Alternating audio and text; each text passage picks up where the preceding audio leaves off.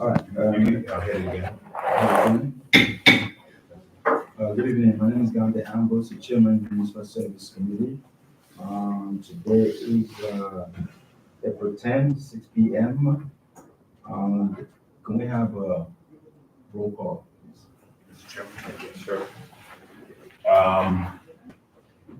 Michael Pimentel is excused. Henry Francis, joint late. Sister Brooks is absent. Josephine Fernandez Byrne. Present. Adri De Jesus. Present. Carolyn Chamara is absent. Robert Burns is excused. Chairperson Don D. Ambrose. Present. Thank you, sir. If you have a quorum. Do we have a quorum? Yes. Okay. All right. Can I have a motion to accept the agenda? I, Audrey Jesus, put a motion to accept the agenda. I Second. Ms. Burns, second the motion. All right, so we have, today we have a presentation, new business, a presentation of, from Mr. David Mandel, Community Liaison for Public Art, NYC of Cultural Affairs. So, I think you said. Ready to go? Thank you. Yeah. Thank you all for having me. David Mandel from the Department of Cultural Affairs. I work for the Public Art Unit. I've been to this community board a couple times for some other Percent for Art projects, so it's great to be back again. And it's always great to work with Anthony, and Stephen's great to coordinate with as well. I just want to give those guys a shout out. So tonight I'm just here to give a general update about an upcoming project that's coming up. That's very exciting. So to let you know what's happening with it, some important dates coming up, and also opportunities, especially the opportunity for how you can participate in the process. I'm here tonight to share information about an initiative called She Built NYC, and specifically about an upcoming public art project, which is the Dr. Helen Rodriguez Trias Monument. You can switch to the next slide. So I'm going to give you a little bit of just a background about the story of how this came to be, where the project is right now, and what's coming up in the next steps. Most importantly, how you can get involved. This project called She Built NYC goes all the way back to 2017, when the climate was kind of right in actually many big cities and across the United States, when many cities were kind of looking at the public art monuments and markers that represent their histories, and to see, who was represented, most importantly, who was missing from the narrative. So She Built really builds on the recommendations of, in 2017, then Mayor de Blasio formed the Mayoral Advisory Committee on City Art, Monuments, and Markers. And this was really to expand the stories, histories, and the narratives that are represented on public city property. And historically, these monuments and markers have failed to reflect many of the trailblazing women that have contributed to the city. So this process, it was a committee that came together over the course of 90 days. They held 3 formal hearings, 3 formal meetings, 5 public hearings, and an online survey. After 90 days, the commission released a report which proposed a deaccessioning process for controversial monuments and markers, and then recommendations for specific and existing works in the city's collections. The main outcomes were that there were several main actions that could be taken. One was that monuments could remain in place. If you remember the stories news about people thinking about Columbus Circle and the monument to Columbus and its meaning, they could recontextualize them, such as like adding new information to tell more of a story. Additive, which means create something new, which is what we're going to talk about tonight. Have a counter monument, which is like a work that works in opposition or in conversation with an existing work, to relocate or to remove. So you may have seen like many of these different types of things in the news or happening around the community. But you can go to the next slide. As a result of all this, in 2018, the initiative called She Built NYC was launched to specifically address underrepresentation of women in the city's public art and monuments. And they determined that there should be, as a start, there should be one for each borough to honor women and women's history throughout New York City. And actually, at the time, after a survey across New York City's about 150 public monuments of historical figures, there were only 8 that were women. So, the next slide. So then, as an outcome, in March of 2019, 5 projects were announced, 5 of these new monuments, one for each borough. You can go to the next slide. Unfortunately, projects in 4 out of the 5 projects stalled, because this was right at COVID, due to the pandemic. So 4 out of the 5 were basically put on pause, went to the wayside right before they could really get off the ground. You can go to the next slide. This first project that did get off the ground was the Shirley Chisholm Monument, which is going to be located in Prospect Park in Brooklyn. And this was a project, it's underway currently. It received unanimous approval by the Public Design Commission. In fact, it won a design award, and it's currently in process, and its timeline, anticipated completion is hopefully by the end of this year, fingers crossed. So we're really looking forward to that. Nice. So next slide. So fast forward, March 2024, working closely with the current administration, Cultural Affairs Commissioner Lloyd Cumbo worked very hard to get She Built back off the ground and kind of recommitted to by the Adams administration. And so in March of 2024, we announced that the revival of She Built, the 4 remaining monuments are now being restarted, and an open call has been kicked off to look for artists. And the next projects that are going to be launched are the remaining 4 projects, which were monuments to Billie Holiday in Queens, Dr. Helen Rodriguez Trias in the Bronx, Catherine Walker in Staten Island, and was Elizabeth Jennings Grant in Manhattan. So under the Adams administration, working together with Cultural Affairs, new locations have been determined, and through the Department of Cultural Affairs Percent for Art process, these new monuments are going to be commissioned and developed. Cool. So next step. So here we go. Great news is the Bronx monument is to Dr. Helen Rodriguez Trias, and really fitting that we happen to be here tonight. Dr. Helen Rodriguez Trias was a pediatrician, educator, and women's rights activist.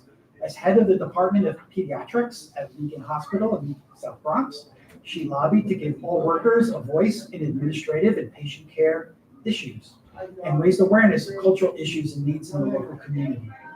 Dr. Trias advanced to become the medical director of New York State Department of Health and AIDS Institute, and was the first Latinx director of the American Public Health Association. She was the recipient of the Presidential Citizens Medal of Honor for her work on behalf of women, children, people with HIV/AIDS, and the poor. Among her greatest legacies are shaping regulations that govern informed consent for sterilizations and for empowering low-income and minority women through the women's health movement. Okay, next slide. So the location for the monument is slated to be right here, right outside of Lincoln Hospital. So if you're familiar, there's going to be an upcoming capital project where they're redoing the front of the building. So this is going to be tied to that process as it's part of our Percent for Art process. So we'll be working closely with the Lincoln Hospital team, Health and Hospitals, to coordinate this project. You can go to the next slide. And I'll mention the budget for this project is up to $715,000. And I'll tell you a little bit more about that in a minute. So this project is going to be basically run through the Percent for Art program, which you might be a little bit familiar because I've come to the community before about several other upcoming projects. Go to the next slide. So just a little bit about how what's going to happen. Percent for Art is the city's public art program that passed by local law, states that 1% of new capital projects, city capital projects, whether it's reconstruction or new construction, Where eligible, 1% can go towards a new work of art to be integrated into that. We'll go to the next slide, please. The public space and the artist. Next slide, please. And percent of our projects are located across the 5 boroughs. There's over 350 in county. We currently have over 100 projects that we're working on all throughout the 5 boroughs in a diverse range of places and spaces, a diverse range of artists and mediums and styles. Next slide, please. We have certain goals for the program, which is to commission artwork of the highest caliber possible and set a national example for public art while reflecting contemporary art practices. We look at the appropriateness of a site, of work to its site. We look at the level of craftsmanship, the artistic vision, considerations of cost and durability, and we want to make sure it's true to the artist's sensibility. This is all when we're deciding on an artist to select. Next slide, please. So the way we select an artist is we have a panel meeting.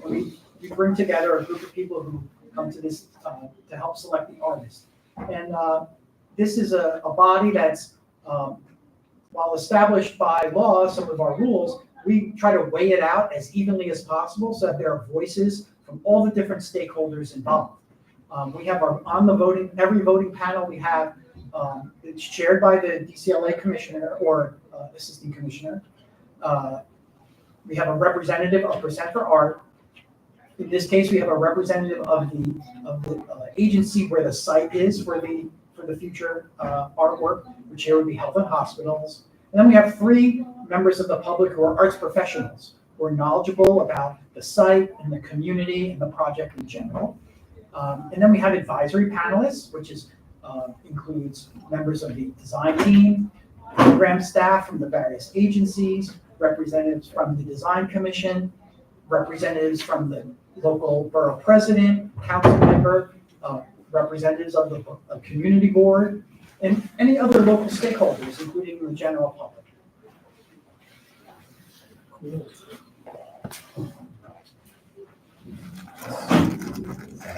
That's okay.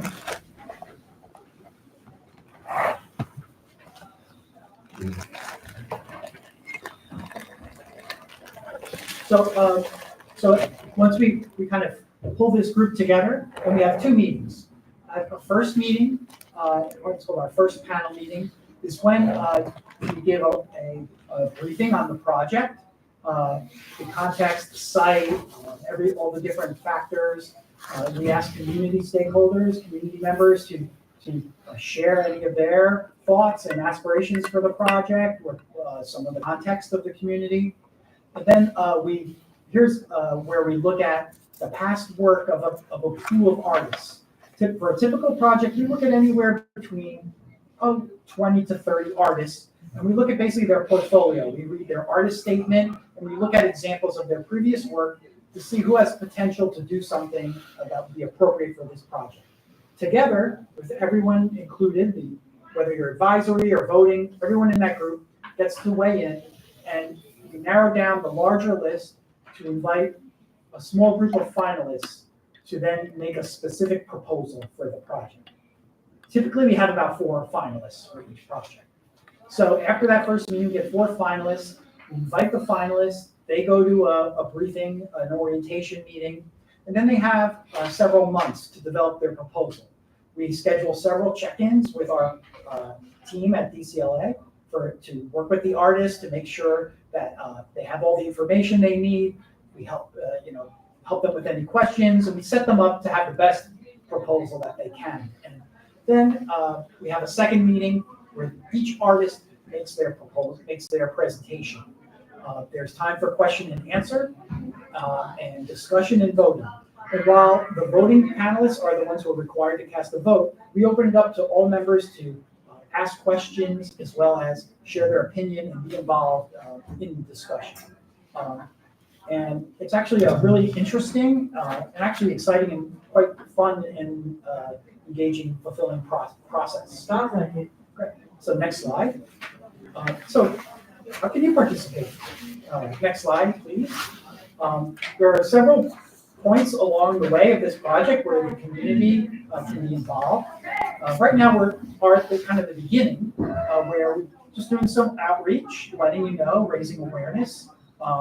Commissioner's been on the news and on TV, kind of as the artist call has been winding down. It closed Monday.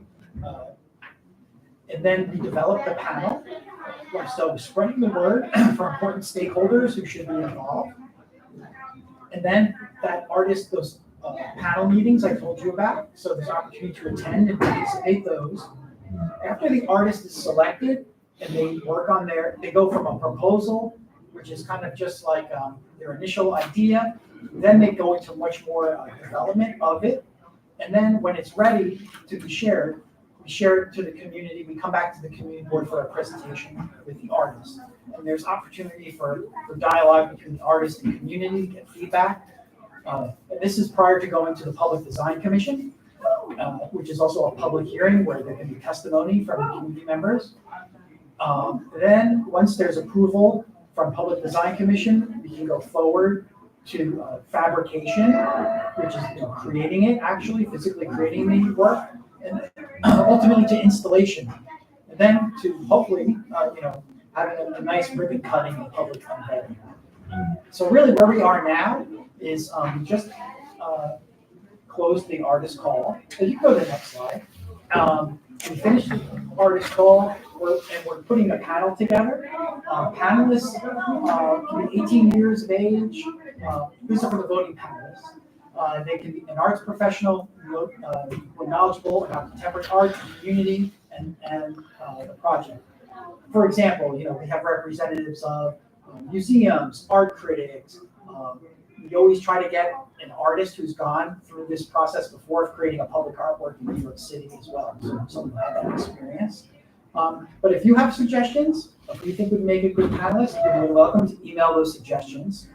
For advisory panelists, this is open to the community. We'd especially love for community board members to join. And really just, you can send us an email to just, to let us know you're interested, and we'll send you the invitation. You can let me know through Anthony, or you can email present info. And as the dates are finalized, I'll be in touch with Anthony, let him know it's coming up, and see if he can round up some interest. And I hope you'll help spread the word as well to other community board members and stakeholders. Okay, next slide. And so again, I mentioned before, the project budget is from $250,000 up to $750,000, and that includes all the project costs related to the artist fees, the design, the fabrication, site preparation, engineering, etc. We put out an open call, which I mentioned. So we put out an open call for all of She-Built, and we recently publicized that it's last call for Dr. Trias and Billie Holiday, because those are the next two that we're going to be doing. And so while that artist call closed recently on Monday, for community members, or if you'd like to spread the word, if you know of any artists that you think would be a good fit and think we should reach out to them, or you want to let them know about, you can let us know by May 9th. That way we can reach out to them, we can do some research and see, maybe they applied already, or maybe we can reach out and see if they're interested. We want to hear if you have suggestions of artists that you might like. And so we ask, to get those suggestions by May 9th, and those can be emailed to presentinfo@culture.nyc.gov. It's in the presentation, in the packet, on the slides. So we're planning the panels. We hope to have the first one in June, that first meeting. And then the second panel meeting where we see the presentations in the fall, probably September sometime, maybe October, but hopefully we're going to go June, and then that way June will narrow down the list, and then in September we do the presentations. And like I mentioned before, I'll share the dates with Anthony and keep you in the loop. So please, spread the word through your networks. If you think of any artists, but most importantly, if you'd like to participate, let us know. That's it. Well, she has one up there. Yes, the budget is 250 to 750, but what, they have to provide their own, material beforehand for the presentation, they have, Okay, artists, so if an artist that is selected to be a finalist, we provide an honorarium of $500 for that work that they do to create a proposal. So we don't expect for the proposal, we don't expect to have a model, we don't expect to have anything built. It's just kind of like a sketch out of their ideas, the concept of what they want to do. Sometimes they'll do drawings, they'll do some sketches, however the artist wants to present it. We work with them to help present it in the best way. They might do like a rendering, what it looks like on the site, dimensions. They put some thought into what materials they're considering. It's really just like the start. And then once the artist is selected, they really go into like developing that design, because at that point, there's much more like a collaboration that's needed with the city to make sure that all the different requirements are fulfilled in terms of having a durable piece of public art. So we don't want to get too far ahead of it before the artist is selected. and is it any medium, and could it be inside or outside? Right, the plan for Dr. Trias is to be outside the entrance, this new area of the hospital that's being redone. coming up. Enclosed, covered, or is it all open? My understanding is the location they're looking at is near where there's gonna be like an overpass, I believe. It's like gonna be an enclosed overpass. It's like gonna be in that entrance area. I'm not exactly sure the specific spot, right? And so by the time we brief the artists, they'll have more information about that. It's still pretty early. Thank you. Oh, I should say, it is open right now as far as like what an artist might propose. It could be bronze, it could be, who knows, glass, steel, it's wide open what it could be right now. We do know because it's, she built, kind of the intention behind it is for historical, for trailblazing women to be represented. I think we are leaning towards seeing something that's more representational than abstract. But that said, it doesn't necessarily have to be a three-dimensional, just life-size image of a person. But we think we'd like to see some representation of them rather than just like an idea of what they symbolize. Because a point of it is to have these people out there in public. And also be recognized. Exactly, yeah. So part of what Cultural Affairs does, we curate a list of like a diverse range of artists to kind of give different ideas and see what people are interested in, to get a number of choices of people who want to rethink what a monument could be, but kind of staying within the parameters of what we're looking for. So I have a friend, her name is Tiffany Gonzalez. She's an artist here in Community Hall 1. But she does woodworking and everything. But how can she get a hold of, what's the contact for her? It would be this website here? So if she's interested, yeah, I would say, because we took the online application is no longer open, but Right. if she wants to email at your suggestion, she could just send like a link to her, if she has a website with like her CV and She like, does. examples. Yeah, maybe you could get that information So to to us. this website? To percentinfo@culture.nyc.gov. And the last, The email address, you could just email. Right here. Before that The page. next to last page. Before the black page. The last white page. Okay, thank you. Yeah, you could just send it there. I could tell her, Yeah, listen. email, say I heard about from the community And board I'll meeting show and I want her to share my. presentation, and I told her, listen, just share your thoughts and maybe they might pick you, you never And, know. and at this point, you don't have to share like your ideas or anything, just say, hi, I'm an artist, I'm interested in this, and here's the link to my stuff.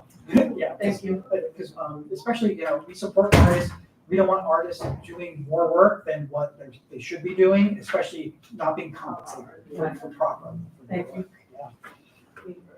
I have you mentioned earlier that you guys prefer somebody that has already done this type of work, right?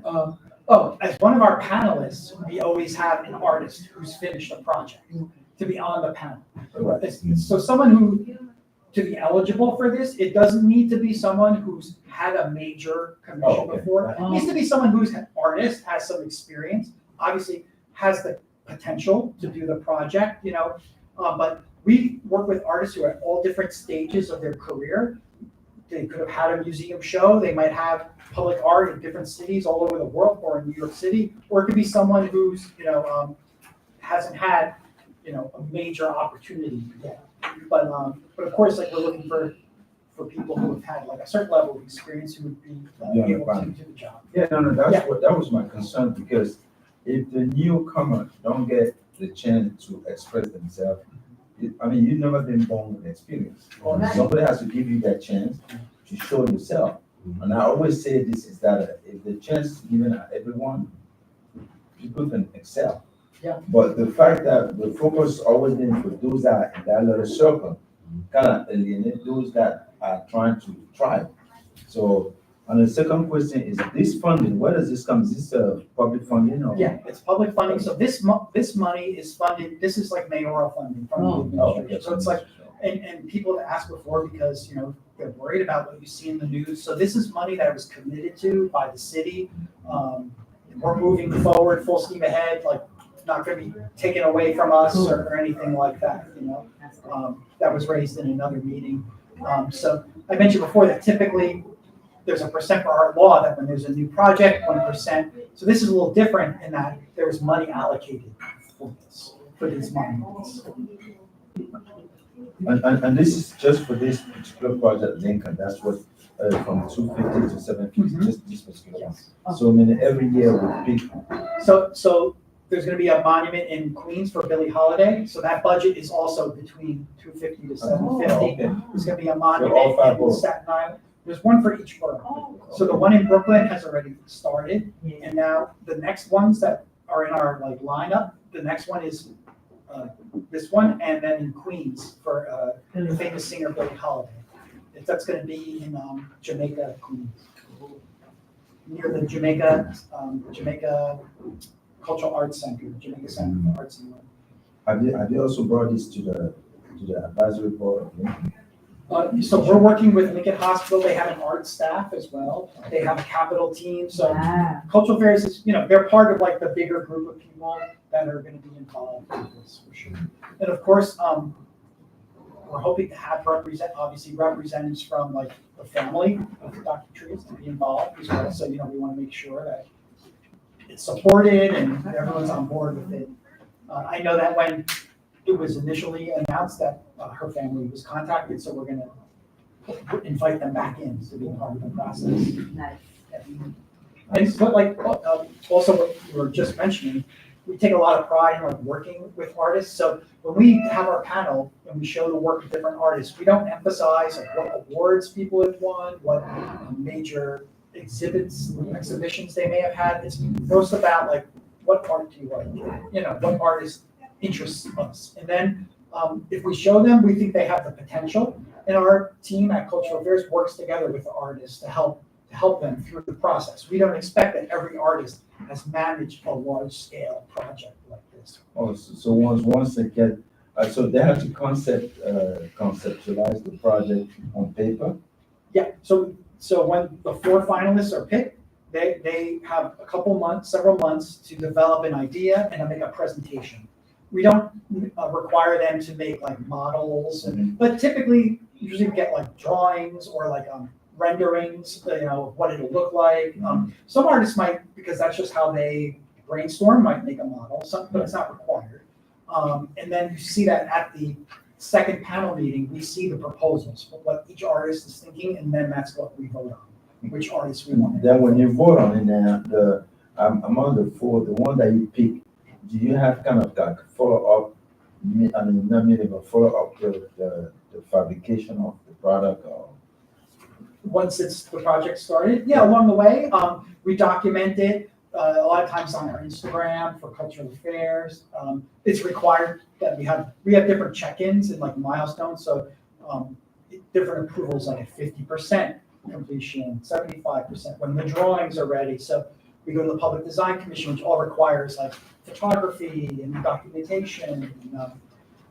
Yeah, so we hope to share different updates as it's coming together. So we currently have a couple of percent for art projects happening in in the community. We just had an installation recently at the 40th precinct, the Jeffrey Gibson's piece at the community room, which has been like very Oh, well yeah, so we received. saw it when we went to the meeting. We had, we just recently commissioned, for Horizon Juvenile Center Annex. That's a new upcoming capital project. We had an artist selection for that. We just met recently. And I know Anthony was involved, but I think some of the community members, community board members attended as well. And I think they found it really interesting and, yeah, and it's a great way I think it's a great service if you want to get involved. Thank you, Mr. Chairman. So I have a question regarding, we see the facility and we see the art is property of the agency or the cultural affairs? It'll be under the purview of health and hospitals, so like it'll be their responsibility for like kind of like to monitor it, maintenance as far as, you'll have to forgive me if I'm wrong, I'm not sure if the money that was allocated might have included something for maintenance in it of these new monuments, because that's always a challenge with public art. And I believe, like we said, you've got to leave a little aside. So I think there might already be a seed for like funding for that, but I'm not 100% sure, but I know that's been discussed. But yeah, so it kind of becomes under the umbrella of health and hospitals as far as like the people who are the stewards of the statue. Or actually, statue of the art. Yeah. The monument. And does the Department of Cultural Affairs monitor how the art is being protected and kept? Because I think that there has been concerns that and these facilities, when you have this art on loan and it's in care of the facility, how does the Department of Cultural Affairs ensure that art is visible or in a place where it's easily enjoyed by the population that visits the facility?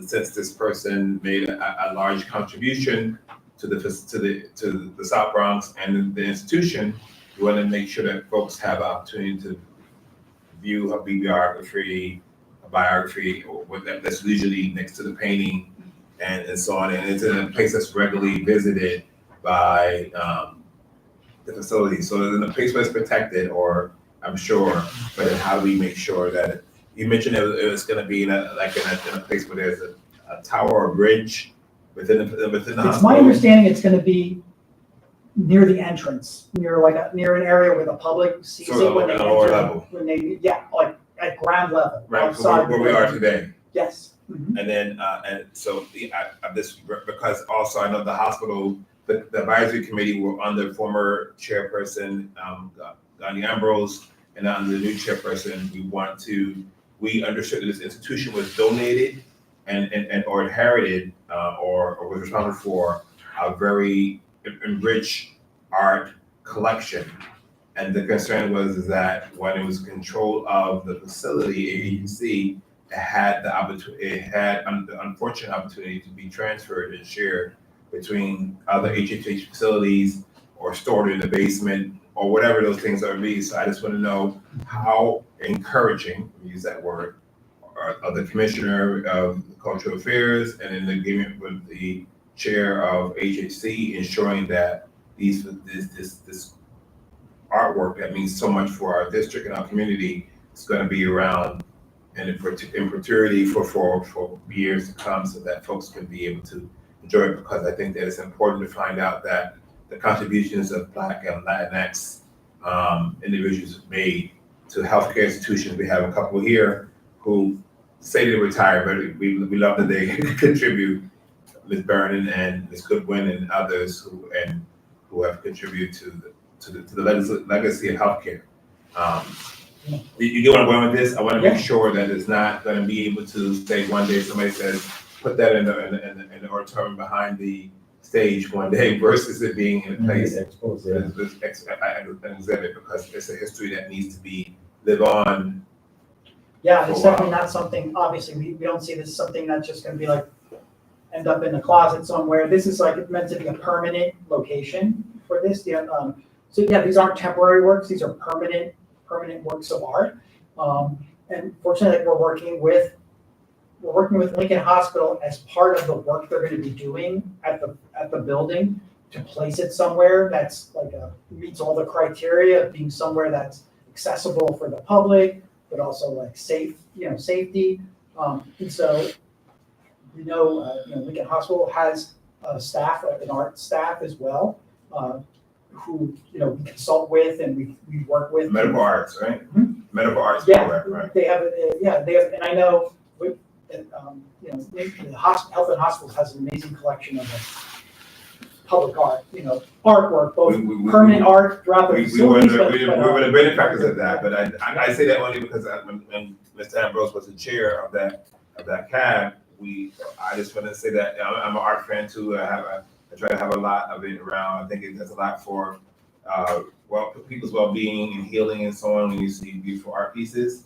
And I think that, like I said, one of the biggest fights is trying to bring back those pieces of art that were in the millions of dollars of worth, but the problem was ensuring that it stays in the property of the facility and used in the most potential way that it was when it was placed here. And I'm probably from those stingy, but I want to make sure our hospital systems, we have this money worth our art that grows in cost over a period of time that we inherit, that we take care of it, but it also stays with us, and that the hospitals don't have an opportunity to transfer it around or loan it out to other health facilities. I'm just a little jealous for our hospitals and our health centers. I don't know if Ms. Byrne, if your cab at Belvis had or inherited or had any art that was found or was in your facility anytime that if you're aware of it. When I was there, yes, there was some art, but the last couple of times that I've been there, I don't see it. So I don't know where it went. Yeah. So that's just my concern. I'm just sharing that as maybe a question you can answer today, but something. So I guess what I would say at the end of that is that you encourage, I'm doing a presentation to the CAB that's there, or who's working on the legacy that Mr. Ambrose had to continue to bring out the art campaign to have it up and around the hospital as much as possible. I do believe that they have last time I was there, they were discussing about building an art wall, bringing an artist that was gonna, I think you were at that meeting where they were talking about bringing some artists to create some design in the hospital to like a pediatric area and all those things. Mirror, they call it mirror art. Murals. Yes, mural, yeah. Yeah, I know Health and Hospital has a great mural arts program. right, they were looking to bring in a Lincoln, but that CEO is no longer here, so I don't know who says so. The thing kind of like, goes, but anyway. Art is healing. Yes, that's what it was said. All right, Dave, anybody have any more question or anything, Dave? So most importantly, I'll share the dates when we have those set for the upcoming panel meetings so that you can mark the date.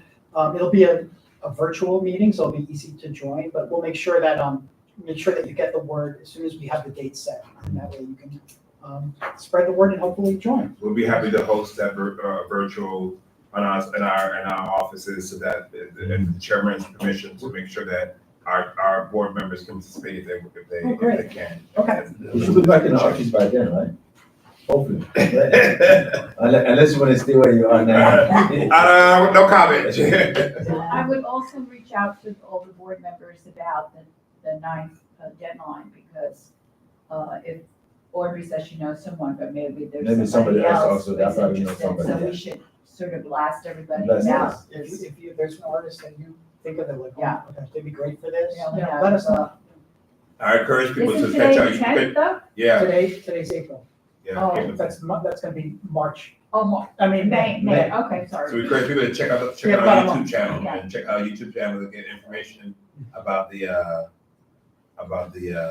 this presentation. And there has been a lot of interest. We got a lot of submissions. We haven't started to look through them all yet because it just kind of closed. But yeah, so it's going to be exciting, and we're looking forward to presenting them. On 151st, I think Melrose, there's a museum somewhere, art museum somewhere on Melrose. I think going for that 151, between 151st, 152nd. The Bronx Documentary Center? Yeah. Yes, yes, yeah. yes. Next to I Los think, Cerranos. I think we should also send those, the information to them. They may have connection with some local artists that may be interested also. Because you got some of those, also there's a lawyer that, he was running for assembly. Alberto Torres. Torres, yes. I think he's into art too.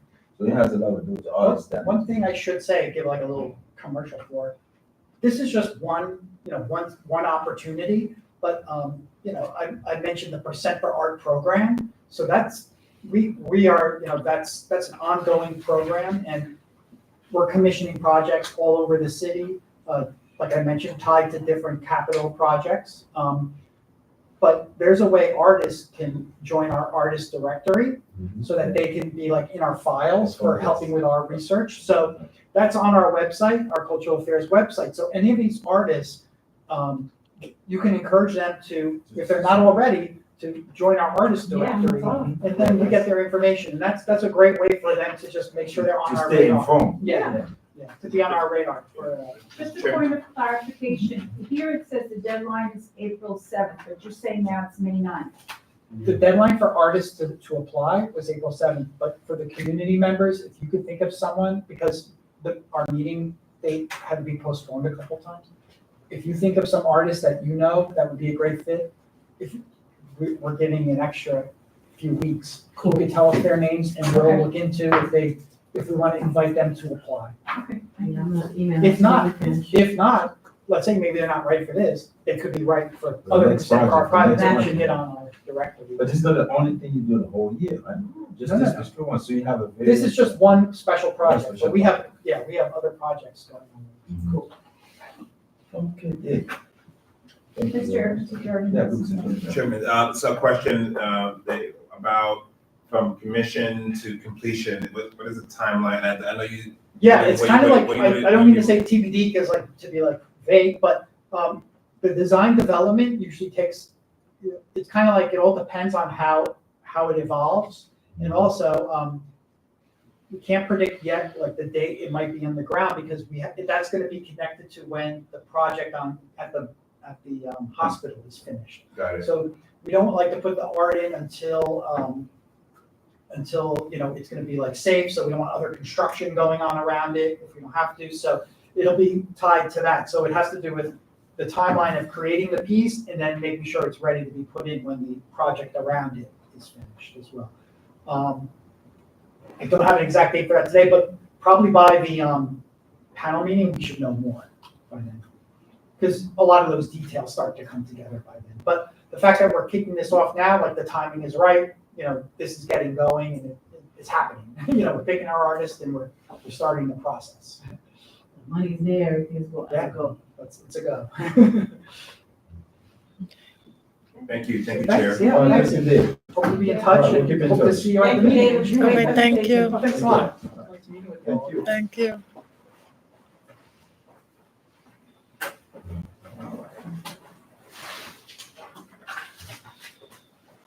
All business. Have a good weekend. Thank you, you too. Is this your phone or? That one's- Thanks. All right, take care. Take care. Have a good evening. All business? Can I say something about Sure, all go this? We need to figure out what we're gonna do with the shelter. It's gonna be here for a while, because the city of New York is. No, I don't wanna cut you off, but I'm still in the midst of Okay, finishing the good, question. good. Because media coverage needs to go there because of all the shenanigans that's happening now with this outdoor barbecuing and barber shopping and selling drugs down there, because I drive now a lot more down on videotaping as I'm driving. So either I call Channel 12 News, but I have to find out if I could do that, being that I'm community board one member, or I could just be a citizen on my own and call it in and have the media come. I wanna do something. I think, my suggestion would be we should actually do things legally first, meaning we'll go through the normal process.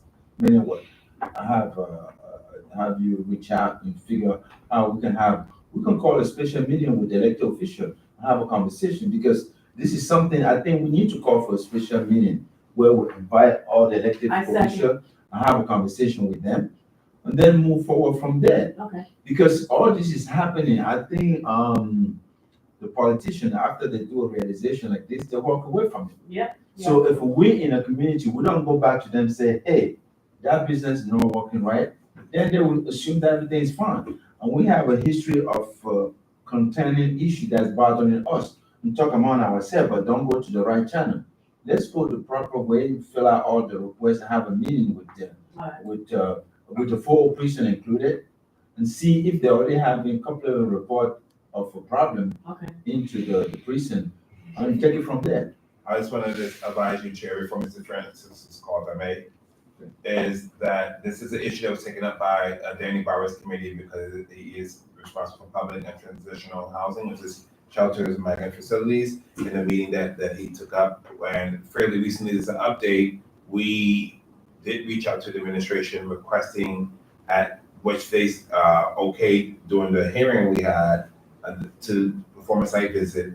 And like I mentioned earlier before the meeting started, this was apparently a facility that was that's fairly large, 2,500, and we were told by the administration, because we have 15 members, which include the executive committee and some of the committee members to attend the site visit, 15 was too large, and that they asked that we condense it to 2 trips.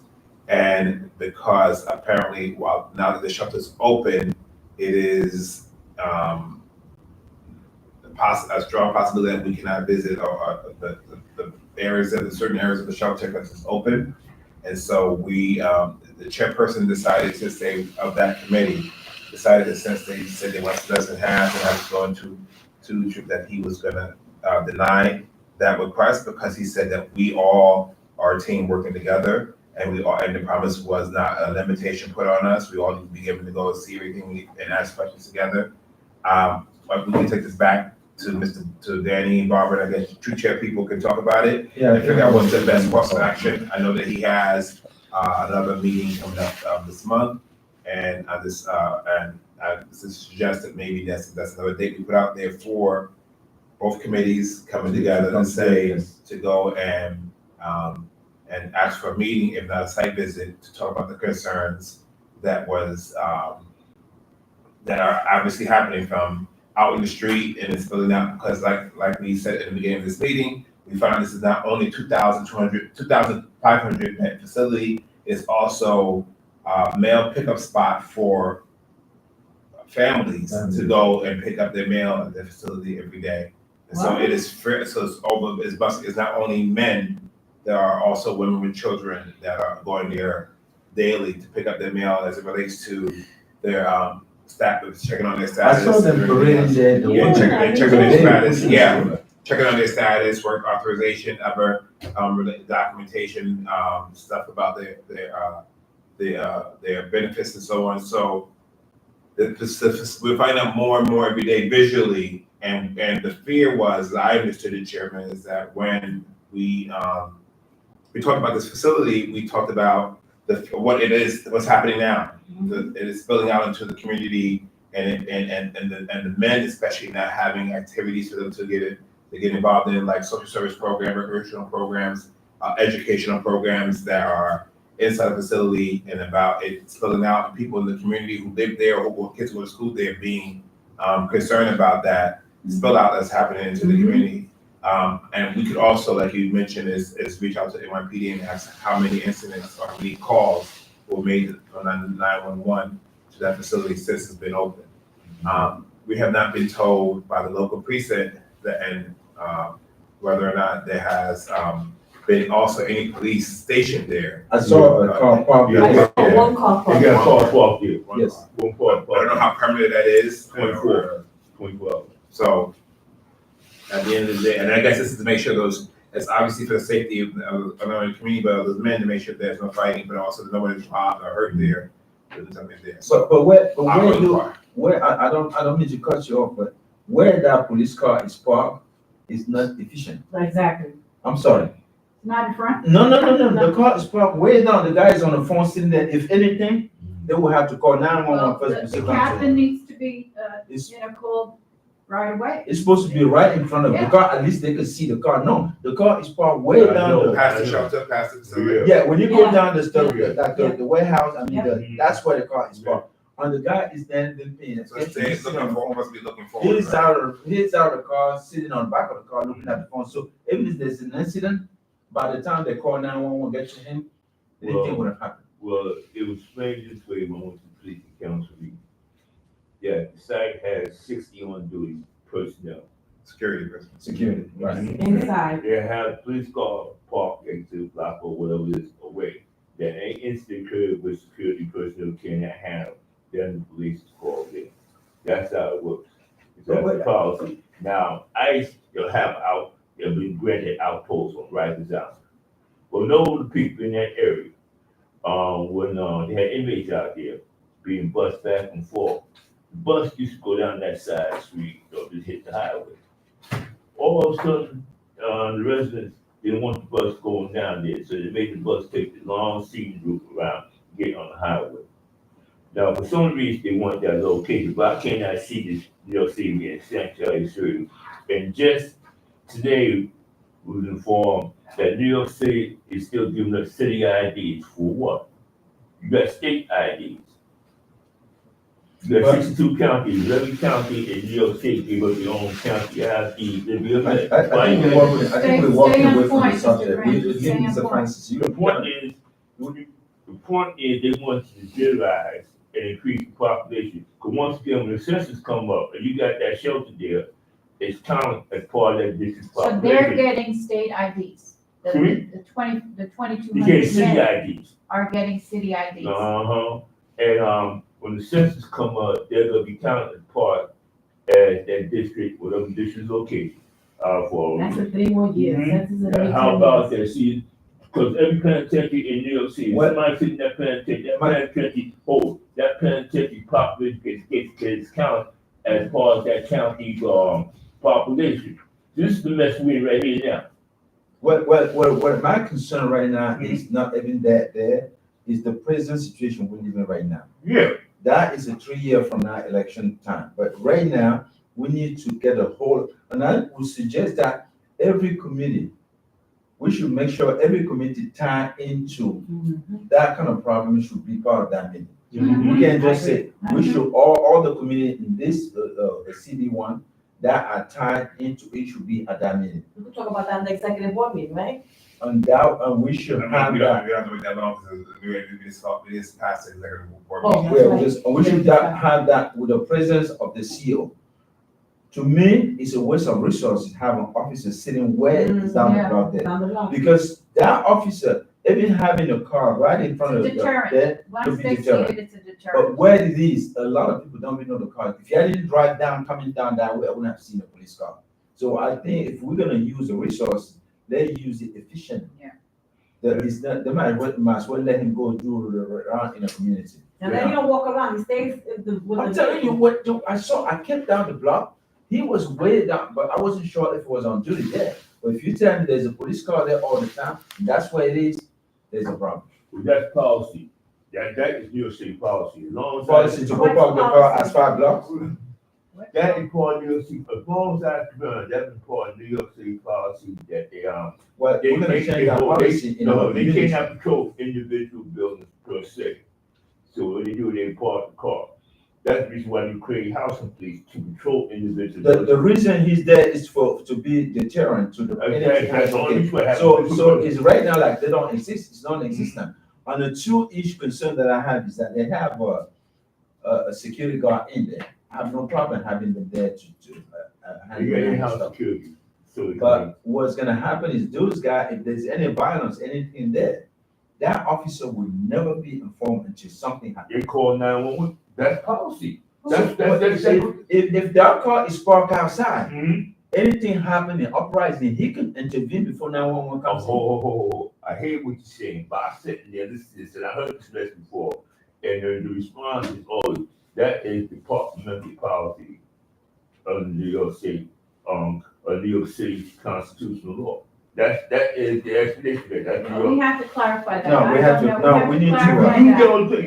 can go there to the man's board, put them to Yeah. as real Actually, estate. Well, let's- Can let's- you help us get Police this, policy. coordinate this meeting? Yes, I Anthony. just think it's Chairman, yes. Yeah, let's do that in May or something else. Mhm. Yeah. Yeah, let's try to get I'll something. work to get some dates from Get the borough commander. CEO. Get the borough And then commander. we also, I just encourage you to have a chat also, I'll connect you and Danny. So I will call Danny, I'm gonna call Danny right now. Yeah. Also, if at Danny, we can have the VP office there also. Understood. That would be very, very, Go to the borough commander, Understood. they're straight to hit you, bro, they're going to go down. well, and if we go to Borough Commander, it's gonna go back to the local, it's a 4 officer issue. No, It's not- the police, local police can go by policy that comes straight from borough commander, which goes straight from police commander. No, it doesn't work like that. Doesn't work like that. We'll find out. The only time the borough intervene, if it's beyond the The confines of that precinct. precinct. That's the only time. And then when you go beyond the borough, that's when one PP Plaza come and get involved. So we really, there is a step that you have to get. We can inform the borough commander, that's not a problem. But the borough commander is still gonna depend on the 4O to be the person coming to that meeting, Mhm. right? Right. So then we move it from there. Let's don't make it a big deal out of it right now. Let's bring those committees together and sit down, have a conversation. We're not gonna fight. We're gonna have a Let's conversation, get the and ball understand. rolling first and then. Get the ball rolling. So So let that, them know that we're watching so them. that they know that we're watching. So I'm driving there, you driving, anybody's passing by there, kind of like, look, I don't live too far from there. They get off the train on 143rd Street. So I always see the overflow. They get off on 149th Street also. You can tell who they are. And I know summertime is coming. Mhm. So I know that extra activity, curricular activity can happen because they have to come all the way up there to use a bodega. Bodega down here are closed. Yep. Around certain time. So really they have to move to 149 or 138th Street to get the activities. So when summer is coming, let's get ready for the traffic. Okay. All right. All right, Okay. so I think, any more? Yes, Mr. Chairman, so I wanted to also, not neglect the fact that you asked for, before we also, go into our summer season, that we also reach out to the, MTA, Municipal Right. Authority, for the bus service or rail, or both. Mhm. I thought it could be both, because one of the concern is 149th Street Station, and the two is the bus. The 19 bus? Yeah, the 19 bus. That doesn't show up. No, I mean, they use this express lane. You literally walk from 149 Southern Boulevard to 3rd Avenue, don't see a single bus, then you end up, guess what? In a few minutes, you got 3 buses lined up. I've always been happy. So what's the purpose of having that express line? It's defeating the What's the purpose. The red. The red express The line, bus lane line. the bus line. Well, they did it for the bikes, that's what they said when they built. Okay, so, well, I know for sure that quite a few people are getting the ticket out there because that Yes, a line. lot of double parking up there. Huh? A lot of double parking. Yeah, but see, that's the rule they enforce below 96th Street, above 96th Street, anything goes. Well, and that's one of the reasons, Mr. Francis, I really want them to come, because the culture changed when you pass 96th Street. Mhm. I've taken a bus from 14th Street uptown often. Mhm. You know what I observe? Once you get, and these drivers sometimes are brothers, okay? From downtown, Mhm. uptown, they literally wait for a senior walking to get into And the they bus. pull up to the curb. The Bronx, But they keep it up. They literally, and I've seen this, I've seen somebody going like this, they're waiting, looking at the mirror until you get there, you get in, they close it. And One that passed 96th Street, my sister, all bets off. guess what? Attitude change. Yeah. On 3rd Avenue, 149 here, I'm coming from Roberto Clemente, 147th Street. The light is red. That bus stop. Do you understand me? A lady pregnant, she's running to catch the bus. And he sees that, and The light is red. he don't He open the pulled door. off. Mm-mm. He pulled off. I could not believe my eyes. I believe you. You pulling off to go wait, it's 2 yards at the red light. What's wrong with you waiting for this pregnant lady trying to catch the bus? This is what we need. The culture has to change. I'm No. sorry, this is our community. Okay, You I'm gotta telling adjust that, I'm you gonna gotta tell adjust that. That's the reason why I want them to come in, so we Okay. can, I didn't understand what is making a difference downtown to uptown? Is it because Common courtesy. we're only taking things in? Nah, let me tell you what. I did, my first day on community board years ago. I took a tour, attended, other community board meetings, Block Central 96th Street. And one thing I noticed, the people in the neighborhood attended, like Stan Maloney, and the politicians that represent them districts attended those meetings, not represent the politicians themselves. They also know something else, the people also, they complain. They went down there to MCA, I went down there to attend a couple of meetings. I saw a dance rap for this crowd, and the only person that really looked like me was security. The people in the neighborhood don't show up. That's it. The people in the neighborhood that live here, even when they change the bus routes and so forth, I walk the bus route and so forth, directly where it was. They don't do that no more. They just come in, change what they did. They had no business changing that mess over there. 1259 or not having continuation and so forth was nonsense. Even when they tore down the Third Avenue L was nonsense. But it's a mess because the people in the neighborhood don't come out to vote and they don't attend the neighborhood meetings. That is the bottom line right there. You ain't got to take my word for it. Just go down there to 2 Broadway MTA headquarters and go to the community board meetings, go 96th Street, and you're gonna see a difference. Anyway, I think that we have to take our issue. Or one last and thing. We need to handle our own issue. Okay, one last thing. The people who control Citibank, Citibank, they got that bike thing over there on 108th Street between Park Avenue and Grand Concourse. Mm-hmm. Take a walk over there and take a good look at it. Just take a walk over and take a good look at What it. is it on? 108th Street between Park Avenue and Grand Concourse. Right. Just go over and take a good look at it. Why they put that bike rack over there? Anybody gonna take them bikes out there? They ain't gonna use them. Every single one of them bikes is covered with pigeon nets. Just lay Oh, it it's there. underneath is it underneath the It's overpass? underneath overpass, and every bike, and including the sidewalk. Well, so that means they're put in the wrong spot then. Mhm. Well, you need to take all them bikes out Well, there, I somebody think needs they're to come gonna out there realize with some it's decent a water to clean business. it up. If nobody's renting it and using Yeah. it, then they're gonna have to move it. It's not gonna last long there, definitely. Or this last quite a while. But since they put because that- I know the bike are really heavy, Yeah. I didn't think it was gonna be used in a neighborhood, Yeah, it's being used. Yeah. You literally see those racks certain always empty. racks. Yeah, no, we are really using them. So all we have to make sure that they are being attentive to Right. it. So the one that are broken, that they can replace as soon as possible. Well, they ain't gonna use If, them you, back. if we're gonna have a bike sitting there broken for 2, 3, 4, 5 days a week, Mhm. then they're fitting the purpose of This it. But I bike know is- that it's being used. Anyway, this bike I know that. These bikes are Our not people broken. use them a lot. These bikes are not broken. When you just walk back, I walk over there to KT4 train, and the other, and All right, man, just so- at the drug center. All right, That's so better. we'll finish, Mr. Francis. Yes, sir. All right, so we'll make a motion to adjourn. I Motion think. to adjourn. I second. All right, I said, done. well, good luck to everyone. Get home.